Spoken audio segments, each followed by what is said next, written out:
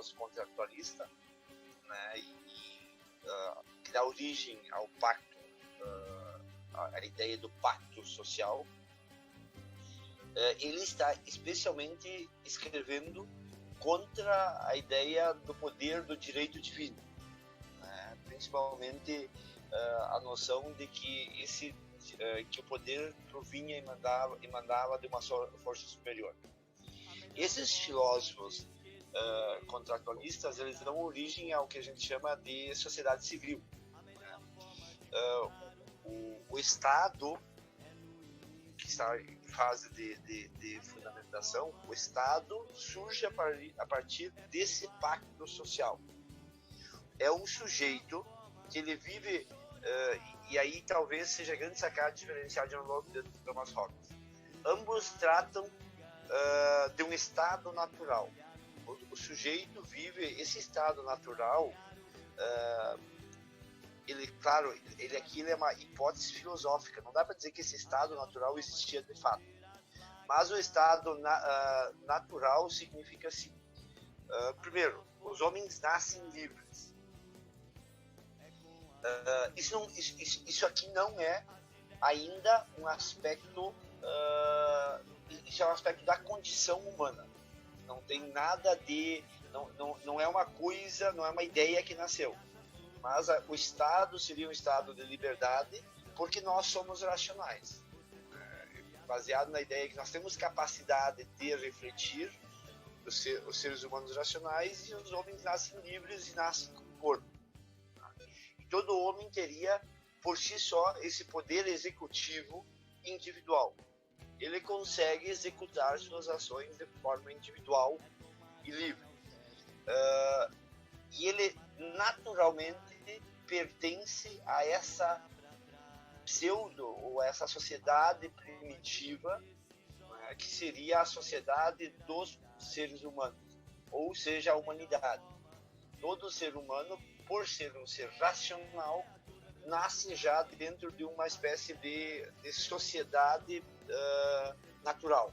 Seria essa ideia de que nós nascemos pertencente à comunidade dos humanos. Uhum. E aí o interessante é como ele faz o desdobramento a primeira propriedade. Isso é interessante. A primeira propriedade que o ser humano tem é seu corpo. É o direito ao seu corpo e tudo o que o seu corpo é capaz de produzir. E aí ele começa a ter origem, uma coisa que é nuclear para entender o ético norte-americano. A ideia de que todo produto, tudo aquilo que o ser humano consegue trabalhar com o seu corpo é dele. É uma espécie de, talvez a gente pudesse brincar aqui com o conceito utilis possidetis, que era um princípio de você tomava conta e era seu. Talvez pudéssemos dizer aqui que aquilo que o ser humano consegue transformar com a energia do seu corpo, né, torna-se sua propriedade, torna-se legitimamente a sua propriedade. E aí vem uma concepção muito forte desse espírito de Williams, que é a ideia de que o trabalho produz e agrega valor. O trabalho como transformador dessa propriedade privada, agregando valor, ele consegue expandir e ter mais acesso e, consequentemente, uma maior liberação.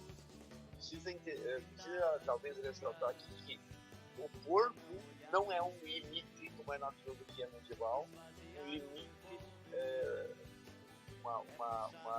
como se diria assim, um aprisionamento da alma.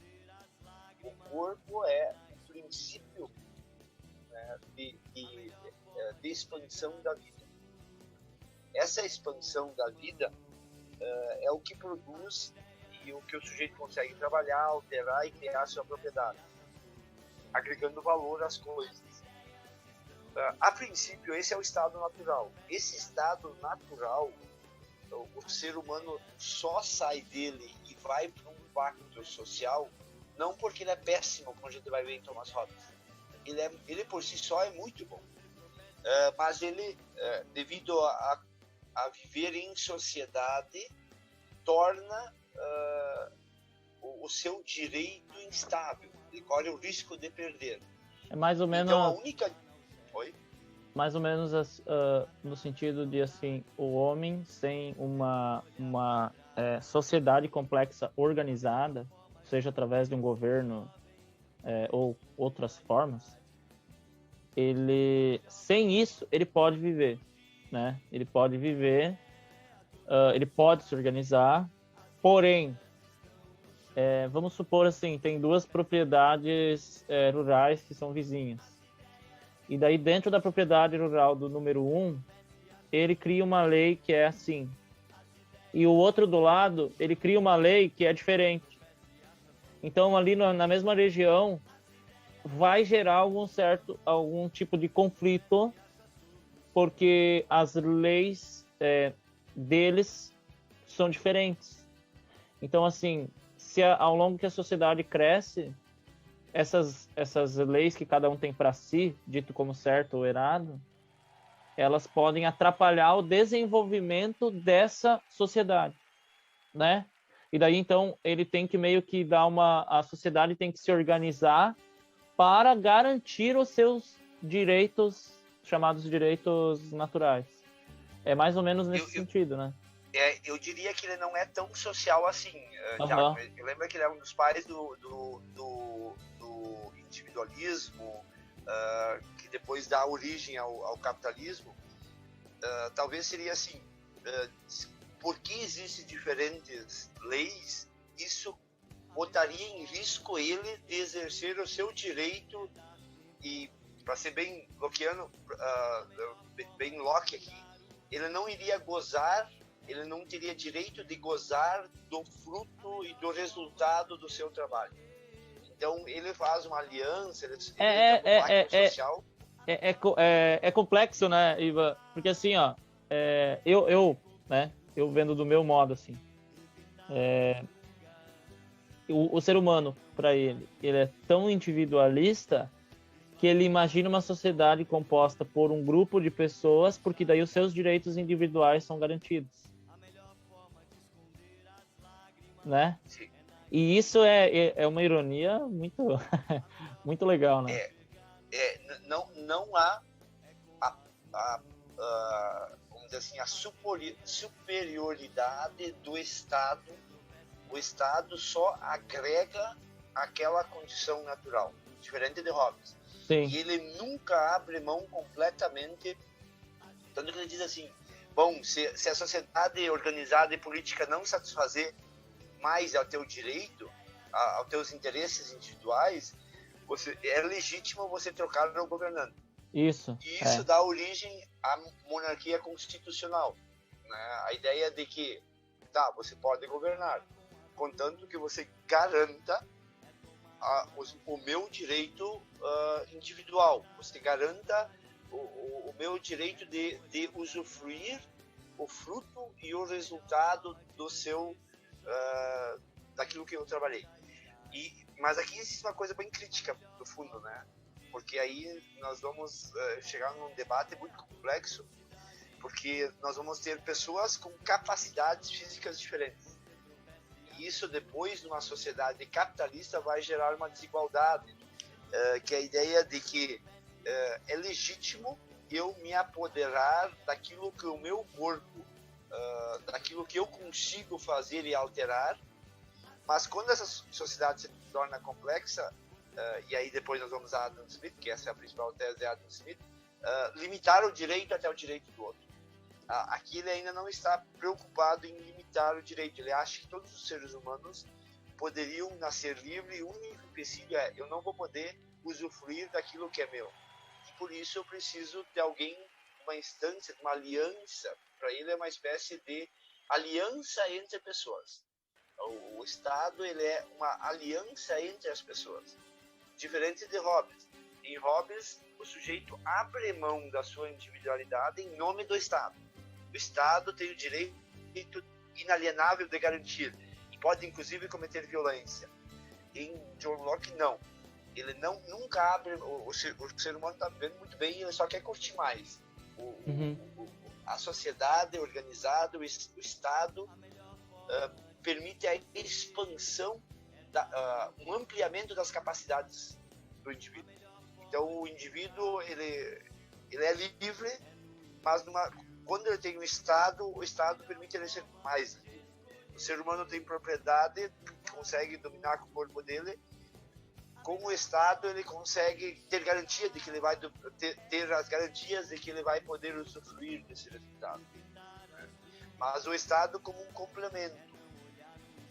E por isso que vem uma coisa, eu acho que é a coisa central, assim, que eu gostaria de falar aqui, é a ideia de que a política é feita entre iguais e não entre diferentes. Porque todos os seres humanos nascem racionais, com um corpo, eles têm direito de negociar entre iguais o seu pacto. Eles têm, e esse negociar entre iguais, fazer um pacto, não cria nenhum direito completamente novo. Ele só agrega um esforço coletivo daquela sociedade de garantir a liberdade e a propriedade individual. Você tem que lembrar, quando eu falo em propriedade, a materialidade disso. A materialidade é assim, o corpo, depois ter um lugar, depois se expande isso, ter uma casa, ter um lugar mínimo para morar. Quer dizer, o que você aumenta no seu corpo é um espaço, mais tarde vamos dizer, um espaço vital de sobrevivência. E ele pode, e aí assim, o governo não é alguém superior a você. É alguém dentre nós que tem o direito de me representar em meu nome. Daí dá origem à ideia de que ele tem que, nesse caso, ainda não democrático, mas tem que seguir as regras de uma constituição, uma carta mágica que nós adoramos. Organizado. E isso é muito interessante, porque depois, mais tarde, as novas constituições que vão surgir, elas nascem com essa ideia de que todos homens nascem iguais. Isso vai ser um dos principais influências que nós temos acerca do iluminismo, desse movimento que está sendo gestado aqui. Essa tua frase, ela é assim, a gente tem que observar bem, né? Uma coisa é todos os homens nascerem iguais. Outra coisa é todos os cidadãos nascerem iguais, né? Porque dentro de um país nem todos são considerados cidadãos. Isso. Né? E isso é uma coisa assim, nossa, você tem a liberdade, mas quem é você em primeiro lugar? Ele está falando claramente do ponto de vista da burguesia. Aqui não há nenhum tipo de os que não são nesses padrões de propriedade. Deixa eu conectar que aqui ele uma jogada de pizza, ele meio que diz, bom, tem certas pessoas que não pertencem a esse grupo, mas ele diz assim, quem tem é racional e tem um corpo, né, tem um corpo, teria a capacidade de compartilhar com iguais. E quem não consegue é porque teria, talvez, assim, talvez tivesse alguma dessas limitações não possíveis, mas são os ideais de uma liberdade formal que a burguesia vai defender depois. Ela, na real, ela sempre, quando nós falamos em questão de propriedade, ela sempre vai gerar grande desigualdade. Mas, em tese, a tua propriedade expande o teu eu. Isso te daria direito a você ser mais livre. Aqui não há nenhuma preocupação com quem não é cidadão, quem seria excluído ou fosse completamente diferente. Está falando sobre um padrão burguês de sociedade. E sobre esse padrão me dá a ideia de que esses são o povo. E esse povo pertence vamos dizer assim, a uma soberania popular. A soberania popular em John Locke é soberania de indivíduos que possam fazer acordos livremente. E aí é uma coisa interessante, né? Daí esse grupo ele vai formar um governo junto com o rei, porque é uma monarquia parlamentarista, uma monarquia constitucional, né? Ela vai ter um embasamento político e tal. E aí a questão do conjunto de leis que eles vão criar. Por exemplo, se um grupo de políticos dentro desse parlamento, seja da Câmara dos Comuns ou dos Lordes, a maioria deles é dono de um empreendimento comercial que vende, sei lá, louça, vamos supor, né? Eles vão fazer leis que beneficiem, por exemplo, a diminuição dos impostos nos portos para produtos de louça. E aí, lógico que, sem querer, essas questões elas refletem no resto da população. Porque, querendo ou não, isso dá um incentivo comercial muito grande. A burguesia ligada a esse tipo de produto, ela tem uma certa liberdade de investimento, lógico, de acumulação de riqueza. E consegue meio que dar essa... eu vou falar uma coisinha assim, mas só para ter uma ideia. Geração de emprego, né? E daí a população pensa na cabeça deles, nossa, olha só, eu tenho um emprego, que legal. Só que onde que tá o fundo disso, né? Tá lá nessa união dos parlamentares, né? E tem uma outra coisa, né, Ivan? Assim, a formação do corpo político. Ele tinha o Locke, ele tinha uma coisa que era assim, que as leis elas tinham que ser muito claras para todo mundo entender. Beleza? Beleza. Todo mundo quem? O camponês? Não, o camponês não. Era todo mundo que estava naquele conjunto político, né?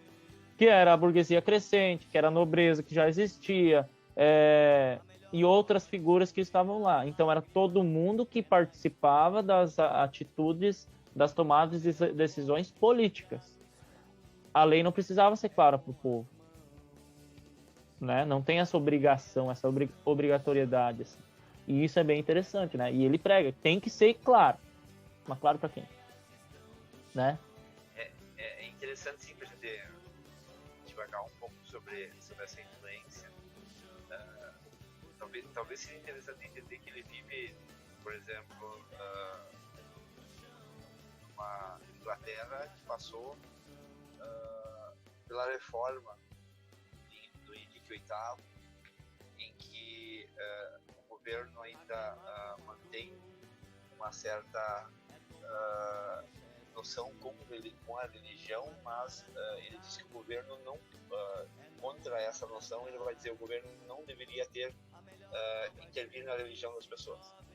E daí, por exemplo, para a gente entender esse fenômeno, essa defesa dos princípios de que a religião, o Estado devia ser laico, garantia ao mesmo tempo a não intervenção tão forte da igreja na economia, e ao mesmo tempo abriu espaço para muitas pessoas. Coincidentemente, esse princípio de liberalismo fez com que muitos holandeses, muitos puritanos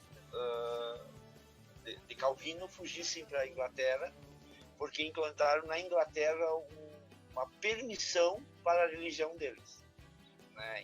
E aí eles criaram, depois vêm para os Estados Unidos como imigrantes fugindo da Revolução Industrial lá, mas ao mesmo tempo a sociedade burguesa e John Locke defende a ideia de que o Estado não pode ser um Estado religioso. Isso ele está se livrando da religião tradicional, mas ao mesmo tempo ele abre espaço para a formação de outros núcleos religiosos, inclusive esses núcleos religiosos disputarem influência no espaço público.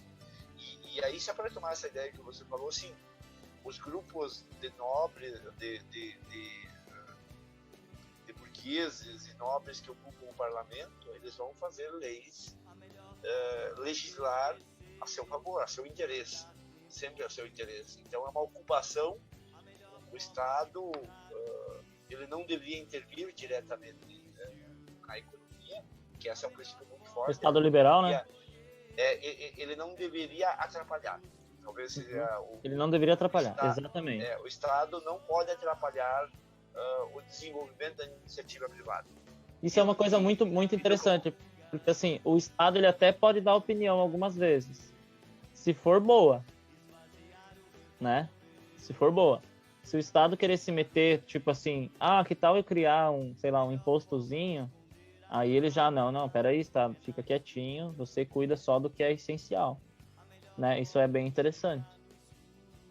Isso dá depois origem até hoje, isso é muito forte na sociedade inglesa e norte-americana, a ideia de que o Estado, ele deve, ele pode intervir quando interessa a essa burguesia emergente, mas de forma geral, daí se diz assim, na economia ele tem que ficar o mais não atrapalhável possível. Assim.